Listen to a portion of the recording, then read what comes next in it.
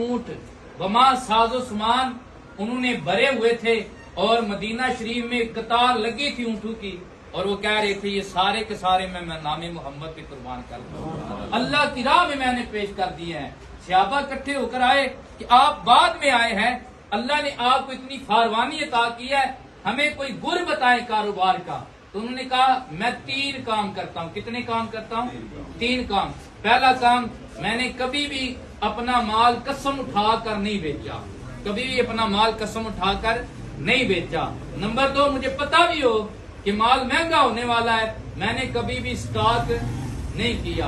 और नंबर 3, मैंने अल्लाह की तवक्कल पे अल्लाह की रजा की खातिर कभी भी ज्यादा नाजायज नफा नहीं लिया। मेरी अमीरी का, मेरे रिज़्क़ की बरकत का, कारोबार की बरकत का बस यही राज है। अल्लाह हम सब को इस पे अमल पैरा होने की तौफीक अता फरमाए। आमीन। अल्लाह